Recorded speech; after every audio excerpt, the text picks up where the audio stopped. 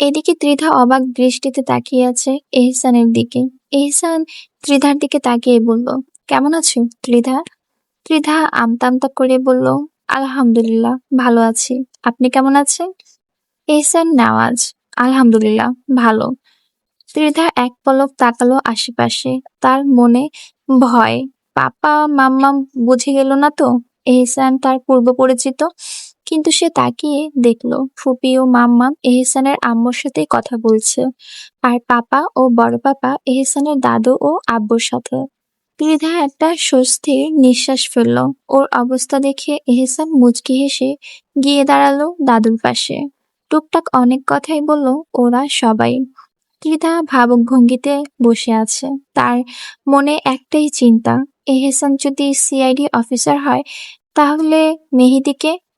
ওর ভাবনার মাঝে এহসানের আম্মু ওর হাতটাকে কোমলভাবে ধরে কোথাও নিয়ে গেল। ত্রিধাকে নিয়ে এহসানের আম্মু তার শাশুড়ির রুমে গেলেন। উনি দীর্ঘদিন যাবৎ অসুস্থ, রুম থেকে তার তেমন একটা বের হন না। তবে ত্রিধাকে দেখে উঠে বসলেন। ত্রিধার মাথায় হাত বুলিয়ে দিয়ে অনেক কথা জিজ্ঞেস করলেন। ওনাদের অমায়িক ব্যবহার দেখে মনে হচ্ছে ত্রিধাকে ওনাদের অনেক পছন্দ হয়েছে। তবে এত সব কিছুতে ত্রিধার কেন জানি দম বন্ধ হয়ে আসছিল। সে ছটফট করছিল কখন এই বাড়ি থেকে বের হবে। সেদিন প্রায় সন্ধ্যাবেলা তারা সেই বাড়ি থেকে ফিরেছিল। পরবর্তী ত্রিধা জানতে পারে মন্ত্রী সাহেব তার নাতির জন্য ত্রিধার বিয়ের প্রস্তাব রেখেছেন। আবির ও তানভীর তাদের তেমন কোনো মতামত জানায়নি, শুধু বলেছে মেয়ে ডক্টর হতে চায়, ওর লেখাপড়া শেষ হলে পরে ভেবে দেখবে। এহসান সপ্তাহখানেক পর একবার এসেছিল ত্রিধার ভার্সিটিতে। ত্রিধা সেদিন স্পষ্ট জানিয়ে দিয়েছে সে ডক্টর হতে চায়, আপাতত বিয়ে নিয়ে কিছু ভাবছে না। এহসান সেদিন শুধু একটা কথাই বলেছিল, আমি অপেক্ষা করব। সময় কারোর জন্য অপেক্ষা করে না, সে তার নিয়মে ছুটে গিয়ে পার করে দেয় দিনের পর দিন, মাসের পর মাস। দেখতে দেখতে কেটে গেল 18টি মাস, যাকে বছর বেঁধে হিসাব করলে হয় 1.5 বছর। ত্রিধা এবার এমবিবিএস সেকেন্ড ইয়ারে স্টুডেন্ট, আহিয়ান ফাইনাল ইয়ারে। আহিয়া মাস্টার্স কমপ্লিট করেছে গত বছর, কিন্তু সে এখনো দেশে ফেরেনি। এই বছর পর দেশে ফিরবে। রিহানের বিজনেসের অবস্থা এখন অনেকটাই ভালো। কয়েকটা কোম্পানি থেকে শেয়ার ক্রয় করেছিল অনেক আগে। গত কয়েক মাস আগে আচমকা শেয়ার মার্কেট সেগুলোর দাম বৃদ্ধি পাওয়ায় অনেক ভালো একটা প্রফিট পেয়েছিল সেখান থেকে। এখন সে অনেকটাই অভিজ্ঞ, নিজের কাজকর্মের ভুলগুলো নিজেই অ্যানালাইজ করতে পারে। যেখানে প্রবলেম মনে হয় নিজে দায়িত্ব নিয়ে প্রবলেম সলভ করে। রিহান তার আব্বুর কাছ থেকে নেওয়া টাকাগুলো আরো 6 মাস আগেই ফেরত দিয়ে দিয়েছে। রাকিব নিতে চায়নি, তার টাকা পয়সা তো সবই তার ছেলের, কিন্তু ছেলে যেন এই মূলধনের ঋণ মনে করে কাজে আরো বেশি পরিশ্রমী হয়, সে কারণেই রাকিব ঋণ হিসেবে টাকাগুলো দিয়েছিল। কিন্তু আব্বুর বারণ না শুনে রিহান টাকাগুলো ফেরত দিয়েছে। রাকিব ছেলের কাজকর্মে অনেক খুশি। সে ভাবতেও পারেনি তার ছেলেটা এত মনোযোগ সহকারে নিজের ব্যবসা সামলাবে। গত মাসে রিহান নিজের জন্য আলাদা গাড়ি কিনেছে। বর্তমানে তার ইচ্ছা বাড়ির 2য় তলার কাজ শুরু করা। সে তার চিলেকোঠার ঘরটা 2য় তলার ছাদে নিয়ে যেতে চায়। রাকিব শুরুতে ছেলেকে বাধা দিলেও পরবর্তী ছেলের সাপোর্ট করে পাশে দাঁড়ায়। বাপ ছেলে ব্যবসার পাশাপাশি বর্তমানে বাড়ির কাজ নিয়ে অনেক ব্যস্ত। দুপুরের কড়া রোদে বন্ধুদের সাথে ভার্সিটি গেট দিয়ে বের হয়েছে ত্রিধা। একটু সামনে তাকাতেই লক্ষ্য করলো এহসান রাস্তার ওপারে নিজের গাড়িতে হেলান দিয়ে দাঁড়িয়ে আছে, ফোনে কথা বলছে। চোখের সানগ্লাস ও হাতের দামি ঘড়িটা সূর্যের আলোয় চিকচিক করছে। একটু আগে পাপা কল দিয়ে জানিয়েছে এহসান দেখা করতে আসবে। ত্রিধা সত্যি জানে না এহসান এই 1.5 বছর কোথায় ছিল। এই 1.5 বছরে তার সাথে এহসানের একবারও দেখা হয়নি। আজ হঠাৎ করে তার পাপার কাছে দেখা করার আবদার কেন করলো সেটাও তার অজানা। আর পাপাই বা কেন ওনার সাথে দেখা করতে বলেছে। উপস, ত্রিধার সবকিছুই বিরক্ত লাগছে। ঠিক তখনই ওদের সামনে এসে দাঁড়ালো এহসান। কেমন আছো কিউটি ডল? এহসানের মুখে এমন সম্বোধন শুনে ত্রিধা কিছু বলার আগে নাজমুল এগিয়ে আসলো। ওই মিয়া, আপনি ওরে কিউটি ডল বলেন কেন? হ্যাঁ, দিনে দুপুরে ইভটিজিং করছেন আমাদের বন্ধুকে, তাও আবার আমাদের সামনে। এবার সজীব ও বাবলা এগিয়ে আসলো। সজীব নাজমুলকে প্রশ্ন করলো, কি হয়েছে নাজমুল? নাজমুল কিছু বলার আগেই ত্রিধা বলে উঠল, তোরা তো প্যানিক করিস না তো, উনি আমার পরিচিত। তোদের বলেছিলাম না সিআইডি অফিসার এহসান নেওয়াজের কথা, উনিই সে। ত্রিধার কথা এবার সবাই এহসানকে সালাম দিল। এহসান মৃদু হেসে সালামের উত্তর নিয়ে ওদের উদ্দেশ্যে বলল, তোমাদের কাজকর্মে আমি সত্যি খুশি। নিজের বন্ধুকে প্রোটেক্ট করার জন্য তোমরা কোনো কিছু না ভেবে এগিয়ে এসেছো, বিষয়টা সত্যি মনোমুগ্ধকর। নাজমুল হেসে বলল, সরি স্যার, আমরা আপনাকে চিনতে পারিনি। এহসান মৃদু হেসে নাজমুলের উদ্দেশ্যে বলল, ইটস ওকে। তারপর সকলের সাথে কুশলামি বিনিময় করে সবাইকে লাঞ্চের অফার দিল, কিন্তু ওরা সবাই নিজ নিজ ব্যস্ততার কারণে এহসানের লাঞ্চ অফারটি একসেপ্ট করতে পারলো না। অবশেষে ত্রিধাকে নিয়ে এহসান এক বিলাসবহুল রেস্টুরেন্টে গেল। সেখানে ভিআইপি প্রাইভেট রুমে তাদের লাঞ্চের ব্যবস্থা করা হয়েছে। ত্রিধা অনেক ইতস্ত বোধ করছে এভাবে একা একা এহসানের সাথে লাঞ্চ করতে, কিন্তু কিছুই করার নেই। ওর পাপা থেকে এহসান পারমিশন নিয়ে এসেছে। ত্রিধা বলল, ওয়াশরুম ওইদিকে, তুমি ফ্রেশ হয়ে আসো, আমি অপেক্ষা করছি। এহসানের কথা অনুযায়ী ত্রিধা সেদিকে গেল। একটু ফ্রেশ হওয়ার প্রয়োজন, বাড়ি থেকে সেই সকালে বের হয়েছে। তাছাড়া বাহিরে আজকে গরম অনেক। ফিরে এসে দেখলো এহসান ফোনে কথা বলছে। ত্রিধা ওর সামনে চেয়ারে বসলো। ত্রিধাকে দেখা মাত্রই এহসান ফোন কেটে পকেটে রাখলো, অতঃপর মৃদু হেসে জানতে চাইলো, কি খবর? ত্রিধা চুপ করেই রইল। সে সত্যি বুঝতে পারছে না এহসানের সাথে কিভাবে কি কথা বলবে। বাইরের কারোর সাথে তেমন ভাবে গল্প বা কথাবার্তা বলার অভ্যাস ত্রিধার নেই। ছেলে বলতে ভার্সিটির 3 বন্ধুর সাথেই তার উঠা বসা। আর একজন ছিল যে কয়েকদিনের অতিথি হয়ে এসেছিল জীবনে, আবার অতিথি পাখির মতোই ফিরে গেছে তার গন্তব্যে। কথাগুলো মাথায় আসতে মেয়েটা দীর্ঘশ্বাস ফেলল। এই কিউট পুতুল। এহসানের ডাকে ত্রিধা মাথা তুলে তাকালো। এহসান ওর দিকে তাকিয়ে আছে। ত্রিধা মৃদু কণ্ঠে জবাব দিল, হুম। তুমি কি কোনোভাবে আমাকে ভয় পাচ্ছ, অথবা আমাকে দেখে বিব্রত বোধ করছো? ত্রিধা মাথা নিচু করে জবাব দিল, না, আসলে তেমন কিছু না। তাহলে কেমন কিছু? আসলে আমার পরিচিত হতে গোনা কয়েকজন বাদে অন্য কোনো ছেলেদের সাথে কখনো তেমন একটা মেলামেশা হয়নি তো, তাই একটু নার্ভাস ফিল লাগছে আর কি। গুড হ্যাবিট, বাট আমি কি তোমার পরিচিত নই? ত্রিধা মাথা নিচু করে রাখলো। এহসান কিছুক্ষণ তাকিয়ে থেকে বলল, ত্রিধা, আমি তোমাকে কোনো কিছু নিয়ে জোর করতে চাই না, তবে তুমি যদি মাঝে মাঝে আমার সাথে যোগাযোগ করো তাহলে দেখবে আমাদের মাঝে ভালো একটা ফ্রেন্ডশিপ তৈরি হবে। তুমি তোমার মতো লেখাপড়া করো, আমি গত 1.5 বছরের মতো আরো 3 বছর অপেক্ষা করব। এতে আমার কোনো প্রবলেম নেই।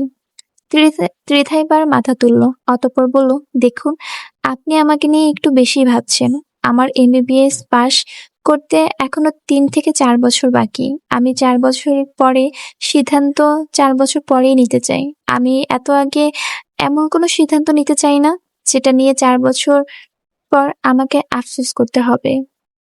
এহসান মৃদু হেসে জবাব দিল, তুমি একজন ব্রিলিয়েন্ট গার্ল।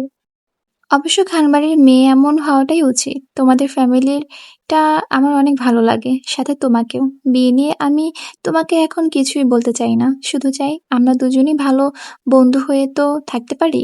তুমি এটা বিশ্বাস করো তো, বন্ধুত্বের কোনো বয়স হয় না? ত্রিধা মৃদু মাথা ঝাঁকিয়ে জবাব দিল, হুম।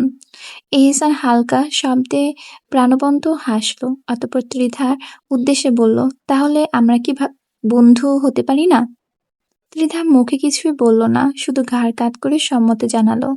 এবার এহসান ঠোঁটের কোণে হাসি জমিয়ে রেখে বলল, ওকে, এখন থেকে আমরা বন্ধু।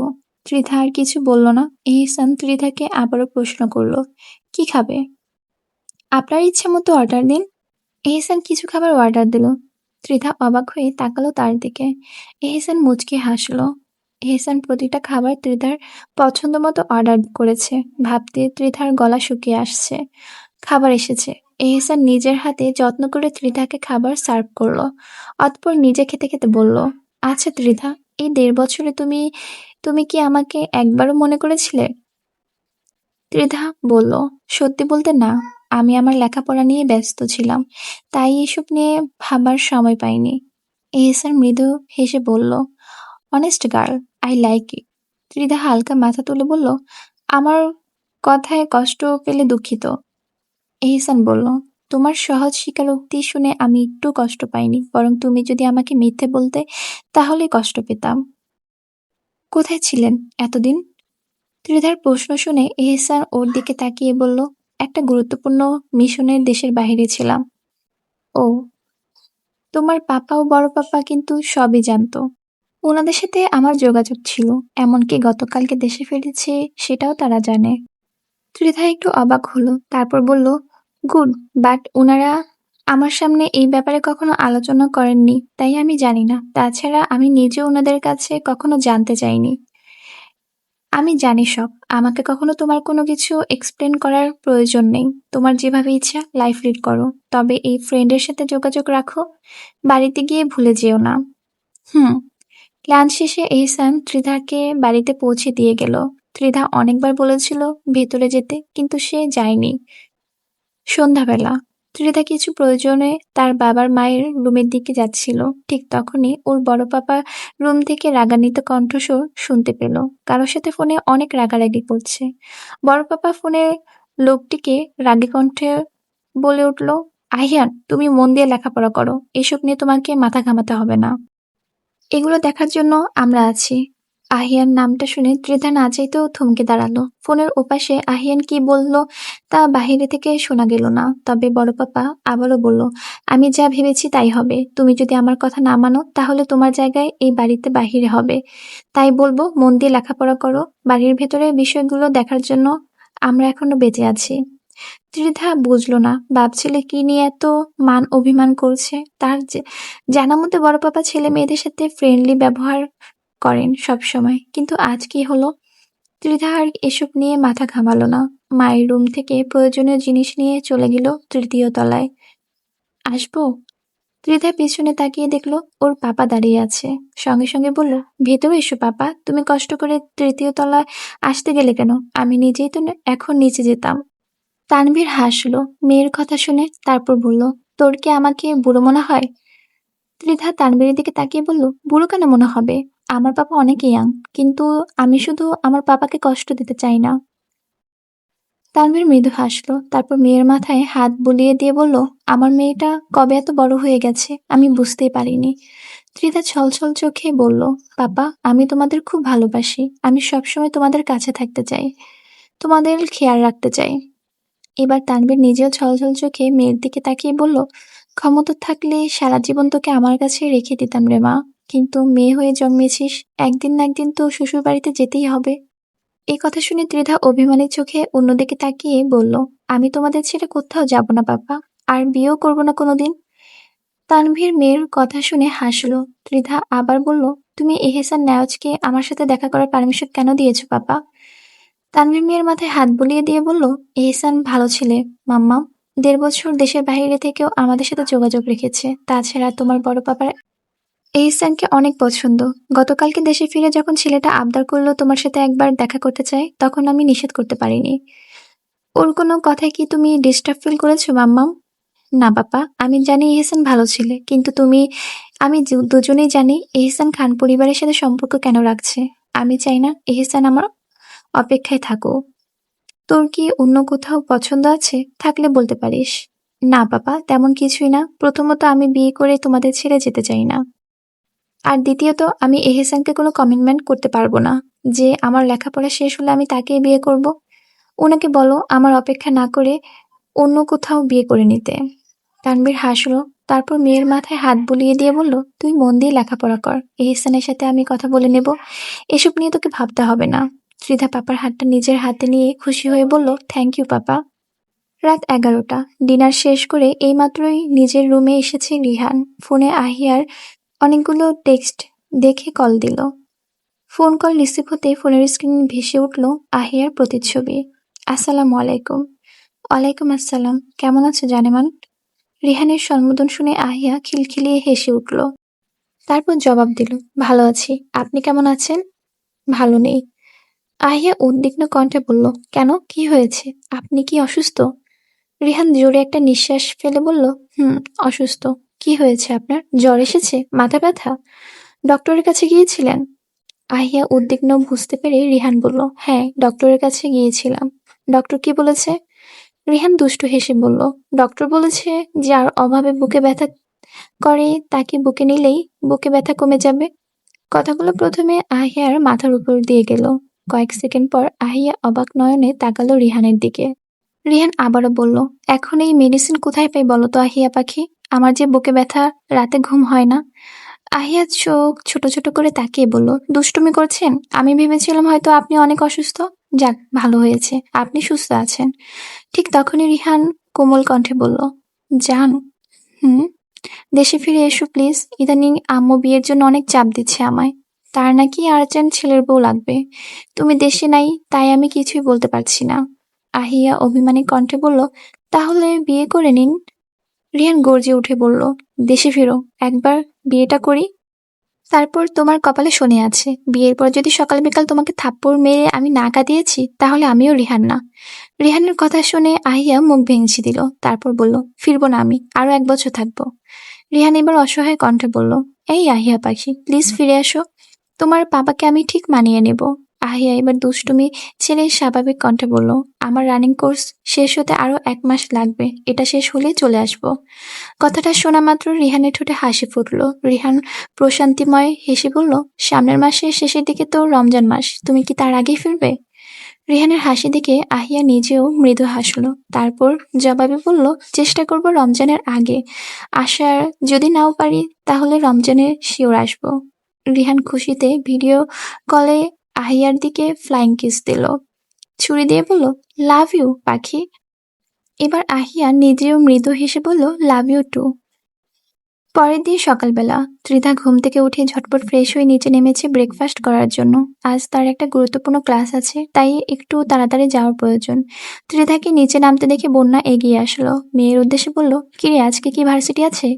ত্রিধা তাড়াহুড়ো করে ডাইনিং টেবিলে বসতে বসতে বলল, হ্যাঁ মামা, অনেক ইম্পর্ট্যান্ট একটা ক্লাস আছে, কিন্তু আমি ঘুম থেকে সজাগ পাইনি। প্লিজ তাড়াতাড়ি নাস্তা দাও। ইতিমধ্যে মেঘ সকলের জন্য টেবিলে নাস্তা নিয়ে এসেছে। ত্রিধার কথা শুনে মেঘ সাথে সাথেই নাস্তা দিল। বন্যা মেয়ের তাড়াহুড়ো বুঝতে পেরে বলল, আস্তে ধীরে খা, গলায় আটকাবে তো। ধীরে ধীরে সকলে এসে ডাইনিং টেবিলে বসলো। মেঘ ও বন্যা সবাইকে খাবার পরিবেশন করেছে। ত্রিধা লক্ষ্য করলো আজকে আহিয়ান ভাই কারো ফোনই কল দেয়নি। ত্রিধা একটু অবাক হলো। প্রায় 2 থেকে আড়াই বছর হয়ে গেছে আহিয়ান ভাই চলে গেছেন, কিন্তু মানুষটা প্রতিদিন সকালে নিয়ম করে কল দেয়। হয়তো ত্রিধার সাথে কথা হয় না, কিন্তু কণ্ঠ শুনতে পায়। প্রতিদিন আহিয়ান সবার সাথে ভিডিও কলে কথা বলেছে। এটা দেখে ত্রিধা ভার্সিটিতে যায়।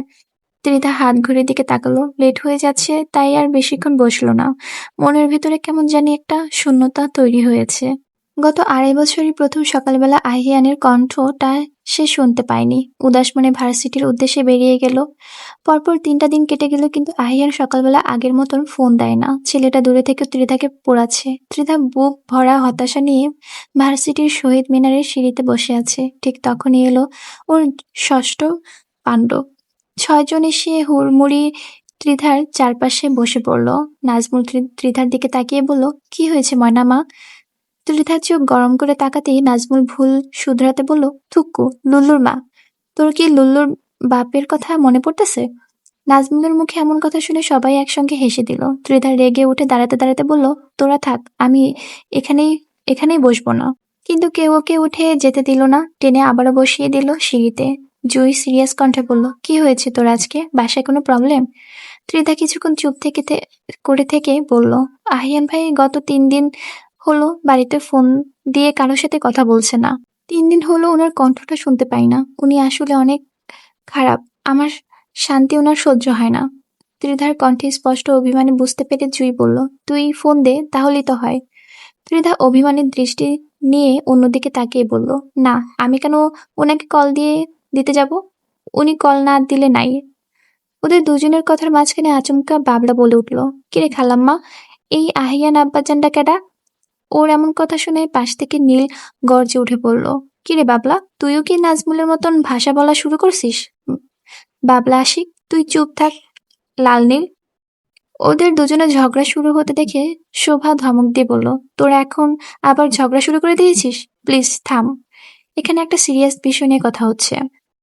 সজীব ওদের সবাইকে থামিয়ে দিয়ে ত্রিধার উদ্দেশ্যে বলল, স্পষ্ট করে বলতো, আহিয়ান নামের এই ছেলেকে। ত্রিধা চুপ করে রইল। নাজমুল বিরক্ত হয়ে বলল, আরে আম্মা কথা ক, ময়নার বাপের নাম কি আহিয়ান?